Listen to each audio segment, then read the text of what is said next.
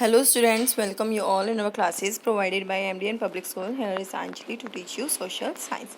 हाँ जी, हम लोगों ने हमारा हिस्ट्री का फर्स्ट चैप्टर जो काफ़ी पढ़ लिया है हमने, ठीक है। आज हम उसको आगे कैरी करेंगे कि हम लास्ट में क्या पढ़ रहे थे कि अगर हमें हमारे पास्ट के बारे में जानना है तो हम डिफरेंट सोर्सेज की इन्फॉर्मेशन ले सकते हैं, ठीक है। इनमें कुछ आर्कियोलॉजिकल सोर्स हैं जिसमें कुछ बिल्डिंग्स इंक्लूड करते हैं, सिक्के इंक्लूड करते हैं, ठीक है। इंस्क्रिप्शन होते हैं जो शिलाओं पर लिखे हुए लेख होते हैं, ठीक है। और कुछ लिटरेरी साहित्य सोर्स होते हैं, साहित्य मतलब जो लिखे गए हैं, ठीक है। उसके बाद लिटरेचर है हमारे जो रीजनल है, धार्मिक है, ठीक है। और सेक्युलर होते हैं हमारे धर्मनिरपेक्ष, ठीक है। इस तरीके से बहुत सारी हमने चीज़ों के बारे में पढ़ा था। आगे हम आज भी पढ़ेंगे क्योंकि काफ़ी रहता भी है हमारा, ठीक है। तो नेक्स्ट है हमारा डॉक्यूमेंट्स। हाँ जी, डॉक्यूमेंट्स से हम कैसे हम इंफॉर्मेशन ले सकते हैं। डॉक्यूमेंट्स लाइक हमारी फाइल्स होती हैं, उसमें डॉक्यूमेंट्स होते हैं, राइट। तो ऐसे ही कुछ डॉक्यूमेंट्स पहले समय में भी कैरी किए जाते थे, बनाए जाते थे, ठीक है। उससे हमें कैसे इन्फॉर्मेशन मिलती है। Medieval documents include record of land revenue. हाँ जी, जो माध्यमिक समय में डॉक्यूमेंट्स थे उनमें क्या है, भूमि राजस्व यानी कि भूमि के ऊपर जो वो टैक्स लगाया जाता था ना, उसको इंक्लूड किया जाता था। तो उसके डॉक्यूमेंट्स क्या है, संभाल कर रखे जाते थे। लैंड ग्रांट्स यानी कि भूमि से रिलेटेड जितने भी ग्रांट्स होते थे। राइटिंग ऑन हिस्ट्री या इतिहास के बारे में लिखा जाता था। एंड साइंस, और साइंस के बारे में जो भी लिखा जाता था यानी कि राजस्व, भूमि राजस्व, भूमि से रिगार्डिंग जो ग्रांट्स होते थे, इन सभी को क्या है, इनका जो रिकॉर्ड है रखा जाता था, उनको क्या है डॉक्यूमेंट बोला जाता था। Another important literary source of this period are the farmans. ये क्या है, उस टाइम क्या है, एक और इम्पोर्टेंट सोर्स था जो कि क्या है, फरमान्स। क्या है, फरमान्स। क्या होता था कि जब राजा महाराजा को कोई भी अपना आदेश जारी करना होता था तो वो क्या है, उसको एक पत्र पर लिखवा कर, ठीक है, फरमान्स जारी कर देता था। आपने सुना होगा अगर आपने कभी पुरानी मूवीज़ देखी हो, ठीक है, जो राजा महाराजाओं पर बनाई गई हैं, ठीक है। उनमें क्या होता है, फरमान लिखता है राजा, जिसमें क्या है, इम्पीरियल डिक्रीज यानी कि जो शाही ऑर्डर होते थे, जो रूल्स और रेगुलेशन राजा क्या है लागू करवाना चाहता था, ऑर्डर्स या फिर जनता के लिए कोई ऑर्डर होते थे। And correspondence of the Kings, या फिर जो भी राजा क्या है अपनी प्रजा के लिए बताना चाहता था, लागू करना चाहता था, वो सब चीज़ें क्या है, सोर्स हैं, अभी भी क्या है, उनको पढ़कर देखकर हम क्या है पुराने समय के बारे में इंफॉर्मेशन ले सकते हैं। ड्यूरिंग द मेडिवल पीरियड, जो माध्यमिक काल था, manuscripts were collected by the king. जो हस्तलेख थे वो क्या है, राजा के द्वारा बनाए जाते थे। रिच पीपल्स, अमीर लोगों के द्वारा बनाए जाते थे।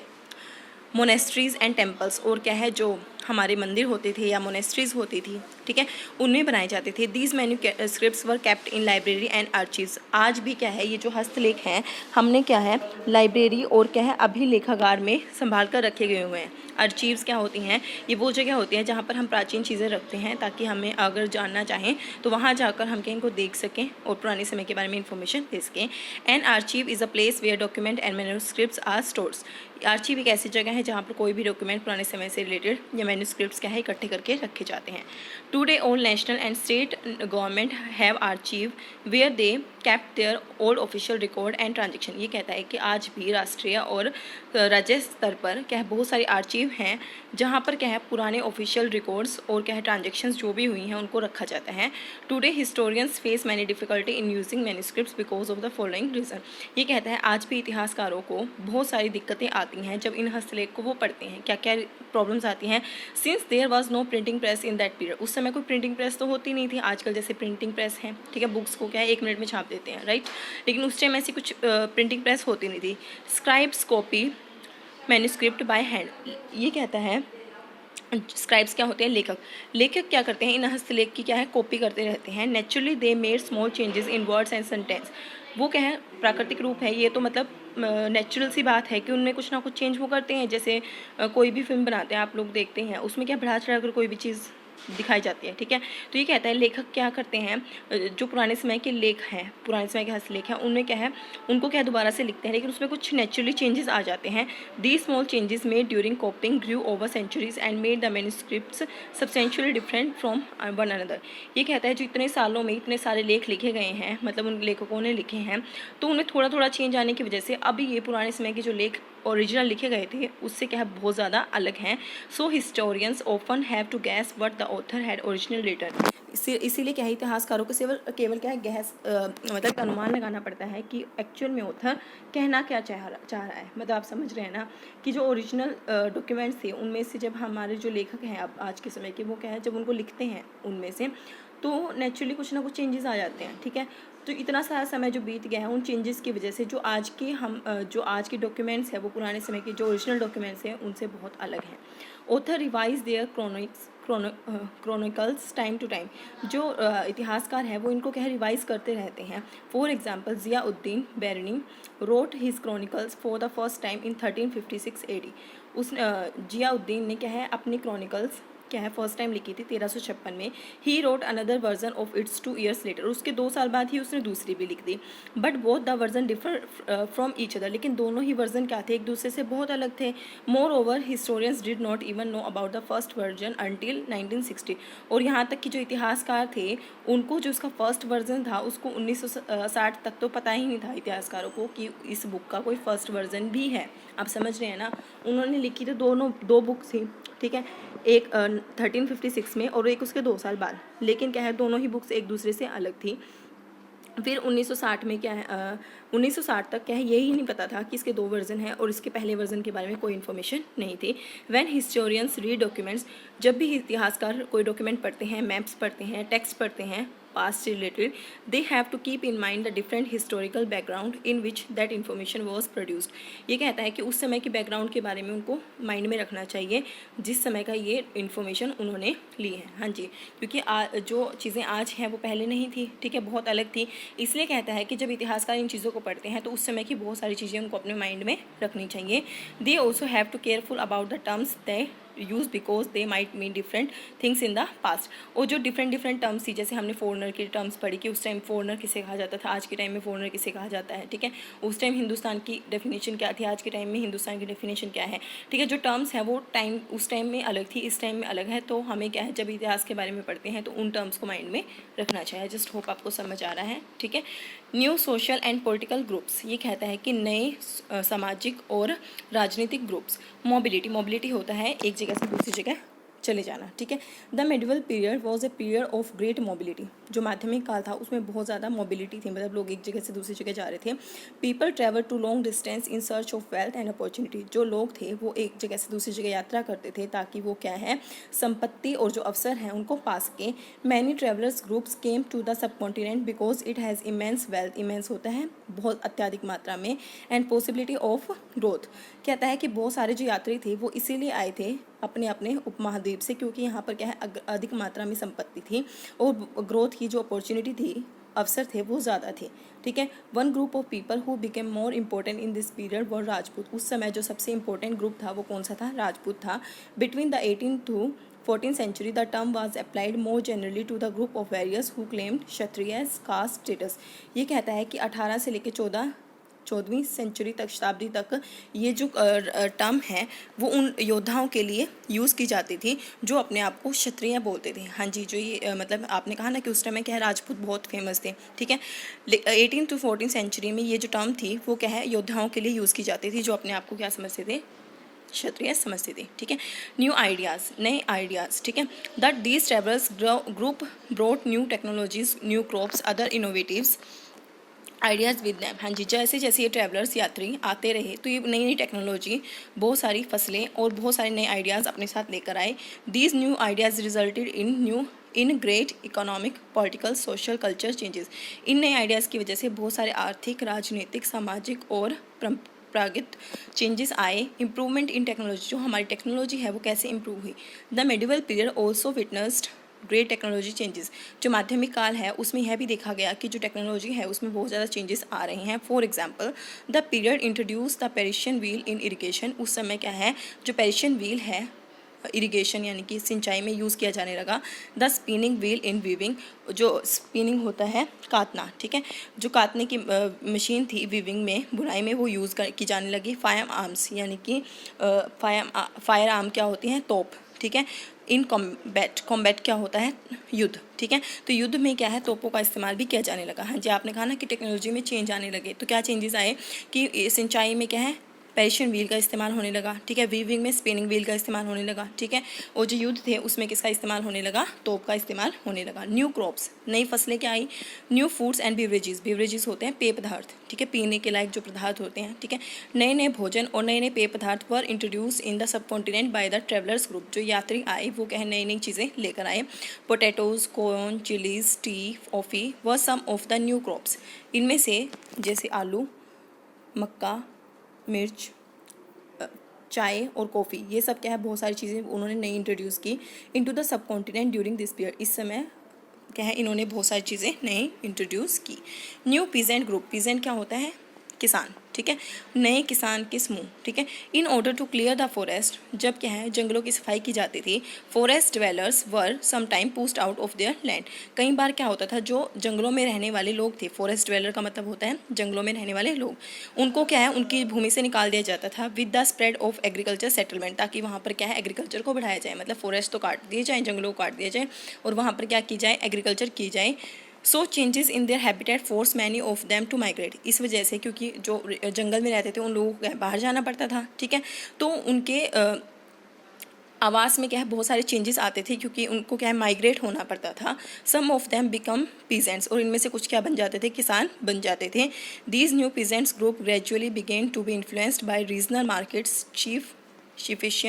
चीफिशियंस क्या होते हैं, मुखिया, ठीक है, प्रीस्ट होते हैं पुजारी, मोनेस्ट्रीज होते हैं जो बौद्ध धर्म के लोग होते थे ना, ठीक है, उनको मोनेस्ट्रीज बोलते थे, एंड टेम्पल्स। ये कहता है कि जो एक ग्रुप था किसानों का वो बहुत ज़्यादा प्रभावित हुआ किससे, वहाँ की रीजनल मार्केट से, क्षेत्रीय जो मार्केट थी उससे, मुखिया से, वहाँ के पुजारी से, मोनेस्ट्री से और मंदिरों से।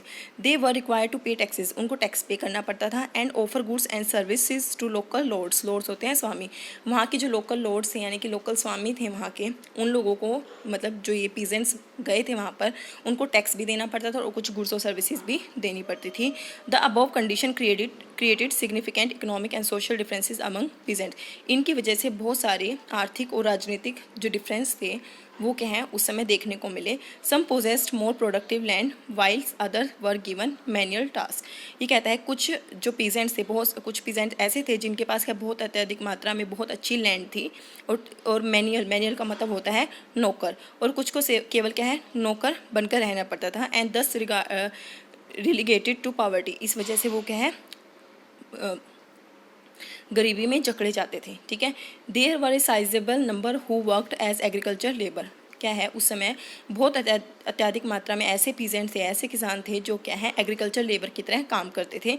सम peasants also did artisan work, और कुछ उनमें से क्या है आर्टिशियन कलाकृतियों का भी काम करते थे, अलोंग विद एग्रीकल्चर एक्टिविटी, जो ये एग्रीकल्चर एक्टिविटी है उससे अलग वो क्या है कलाकृतियों का भी काम करते थे ड्यूरिंग द लीन सीजन, जब क्या है सीज़न कम होता था, मतलब जब ज़्यादा फसलों का सीज़न नहीं होता था, काम नहीं करना पड़ता, तब वो क्या करते थे मतलब आर्टिशियन वर्क करते थे, ठीक है। उसके बाद है जाति, हाँ जी, आप अभी भी जाति सिस्टम है, उस टाइम भी था, ठीक है। तो क्या था ये जाति मीन्स सब कास्ट, इसका मतलब क्या है जो लोगों को क्या है कास्ट में बांट देना। As the society become more differentiated, जैसे जैसे क्या है जो सोसाइटी है उनमें डिफरेंसेस आने लगे। पीपल वर ग्रुप्ड इन जातिस, लोगों को क्या है जातिस में बांट दिया गया। These jatis were ranked on the basis of their background and their occupation, जो ये जाति थी वो उनके बैकग्राउंड के कारण और उनके जो ऑक्यूपेशन व्यवसाय जो वो करते थे उस आधार पर बनाई गई थी। हाँ जी, अभी भी ऐसा ही बोला जाता है, ठीक है, ये इस जाति का है तो ये काम करता होगा, राइट। तो उस समय जो ये जाति बनाई गई थी वो उनके व्यवसाय के अकॉर्डिंग ही बनाई गई थी। Ranks were not be fix permanently, जो ये रैंक दिए जाते थे कि ये उच्च जाति का है नीच जाति का है, ये कोई परमानेंट नहीं थे। दे वर वेरिड, वे उनमें उतार चढ़ाव आता रहता था according to their power, influence and resources controlled by member of a jati. वो क्या है जैसे जैसे उनकी पावर बढ़ती रहती थी या कम होती रहती थी, उनका प्रभाव कम होता था या बढ़ता था, ठीक है, और जो रिसोर्सेज उनके अंडर आते थे उस बेस पर क्या है उनको जाति के अंदर डाला जाता था और वो क्या है चेंज भी हो सकता था। Remarkably the status of the same जाति could vary from region to region, और ये कहता है कि जो स्टेटस है एक जाति का, क्या पता एक क्षेत्र में तो उसको बहुत ज़्यादा प्रायोरिटी दी जाती हो, दूसरे क्षेत्र में उसको कम आंका जाता हो, ठीक है, ये भी फिक्स नहीं था कि ये जाति हर जगह ही क्या है उच्च रहेगी, ठीक है। तो ये कहता है कि एक जाति अलग अलग क्षेत्रों में वेरी करती थी, ठीक है। द अफेयर ऑफ जातिज were regulated in the following way, जो ये जाति के सिस्टम था, इनको कैसे चलाया जाता था। ईच जाति frame its own rules and regulation to manage the conduct of its member. हर एक जाति क्या करती थी, कुछ रूल्स और रेगुलेशंस बनाती थी अपनी जाति के मेंबर्स के लिए। एन असेंबली ऑफ एल्डर्स, जो पूर्वज होते थे कुछ, मतलब जो लोग होते थे, द जाति पंचायत इन्फोर्स्ड इज रेगुलेशन, जो उस समय के बड़े होते थे उस असेंबली के, उस सभा के, वो क्या है, जो रूल्स बनते थे उनको लागू करते थे। जाति had to follow the rules of their villages also, लेकिन जो जाति बनाई जाती थी, जिस गांव में वो रहती थी, उस गांव के रोल भी क्या है, उनको रूल्स भी क्या है, उनको फॉलो करने पड़ते थे। Several villages were governed by a chieftain, ये कहता है कि कुछ गांव ऐसे थे जो कि क्या है, मुखिया के द्वारा गवर्न किए जाते थे, यानी कि उनका जो शासन था वो किसके द्वारा किया जाता था, शासक कौन था, उनका मुखिया था। पॉलिटिकल डेवलपमेंट, हाँ जी, उस समय जो राजनीतिक डेवलपमेंट हुई वो क्या थी, इंपॉर्टेंट ग्रुप ऑफ पीपल, कुछ महत्वपूर्ण लोगों के समूह बने। इन मेडिवल पीरियड, माध्यमिक समय काल में, the Rajput become very important, मैंने पहले भी बताया था कि जो राजपूत थे वो बहुत ज़्यादा महत्वपूर्ण बन गए थे। Literary, the term Rajput means the son of ruler, ये कहता है, अगर हम इसका मीनिंग, हिंदी मीनिंग देखें तो राजपूत का मतलब होता है शासक का बेटा, but it included the rulers, लेकिन इसमें क्या है, सभी को इंक्लूड किया जाता था, चाहे वो शासक हो, मुखिया हो, सोल्जर्स का मतलब होता है सैनिक हो, कमांडर्स हो, of different monarch in the sub continent, अलग अलग उपमहाद्वीप में क्या है, कोई भी, चाहे राजा हो, चाहे सैनिक हो, या फिर क्या कोई मुखिया हो, ठीक है, उनको ही राजपूत कहा जाता था। लेकिन राजपूत का लिटरल मीनिंग क्या था, रूलर का बेटा, यानी कि शासक का बेटा। Rajput were said to possess extreme valour with the great sense of loyalty, ये कहा जाता था कि राजपूत क्या है, वीरता के प्रमाण हैं, ठीक है, और उनमें क्या है, लॉयल्टी यानी कि राजभक्ति भी बहुत ज़्यादा है। Other group of people such as the Maratha, Sikhs, Jats, Ahoms, Kayasthas, sorry pronounce अगर गलत किया हो तो माफ़ कीजिएगा, also become politically important during this period, ये सब भी क्या है, उस समय बहुत ज़्यादा इंपॉर्टेंट हो गए थे। रीजन एंड एम्पायर, हाँ जी, क्षेत्र और साम्राज्य। In the early medieval period, जो पुराना माध्यमिक काल था, regional kingdoms of both north and south India had considerable conflict with each other, जो हमारा उत्तर और दक्षिण भारत था उसमें क्या है, बहुत ज़्यादा कन्फ्लिक्ट्स थे। They led to the frequent rise and fall of kingdom, वहाँ पर क्या है, लगातार क्या है, कभी कभी तो जो राज्य था वो एकदम ऊंचा उठ जाता था, और कई बार क्या है, बिल्कुल नीचे आ जाता था। मतलब the most prominent among this kingdom were the Rajput kingdom in the north, जो इनमें सबसे ज़्यादा प्रोमिनेंट था उस समय, कौन थे, वो राजपूत थे जो नॉर्थ में थे। And the Chola kingdom in the south, और दक्षिण में कौन थे, चोला थे। The later medieval period saw the rise of powerful Muslim dynasties such as the Khiljis, the Tughlaqs and Mughals, ये कहता है कि फिर थोड़े से लेटर मेडिवल पीरियड में, ठीक है, क्या हुआ, कुछ मुस्लिम भी पावरफुल हुए, मुस्लिम के जो वंशज थे वो भी पावरफुल हुए, उनमें कौन कौन, खिलजी, तुगलक्स और मुगल्स क्या है, शामिल थे, ठीक है। अकॉर्डिंग टू संस्कृत प्रशस्ति, जो संस्कृत प्रशस्ति है हमारी, the ruler of Delhi sultan, जो दिल्ली के सुल्तान थे, Ghiyas uddin Balban, AD 1266 to 86, stretch from Bengal in east to Ghazni in Afghanistan in the west, उन्होंने क्या है, अपना जो साम्राज्य है वो बढ़ा लिया था बंगाल ईस्ट, मतलब ईस्ट में बंगाल तक, और अफगानिस्तान वेस्ट में अफगानिस्तान तक, ठीक है। Occasionally dynasties like the Cholas, Khiljis, Tughlaqs and Mughlaks were able to build an empire that was pan-regional, ये कहता है कि इस समय क्या हुआ, चोलास, खिलजी और तुगलक और मुगल्स थे जो, उन्होंने अपने अपने साम्राज्य बना लिए थे, जो वो क्या है, अपने लोकल राज्य में क्या करते थे, राज करते थे, मतलब जिस क्षेत्र में रहते थे वहीं पर राज करते थे, ठीक है, यानी कि वो अक्षेत्रीय शासक थे, साम्राज्य थे उनके।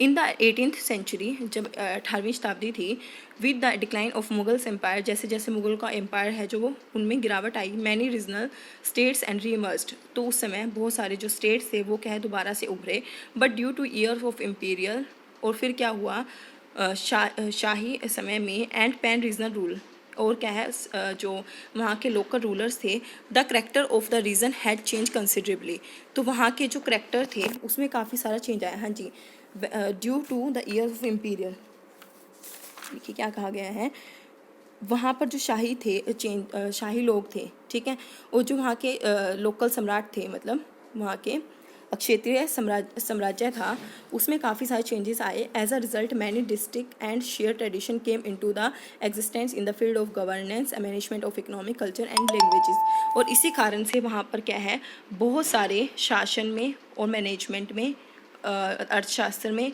कल्चर में और क्या है, भाषाओं में कुछ अलग से और कुछ मिले जुले क्या है चेंजेस आने लगे, क्योंकि क्या है वहाँ पर क्या है नई चीज़ें उभर रही थी, ठीक है, जो उनके शासक थे वो चेंज हो रहे थे, ठीक है।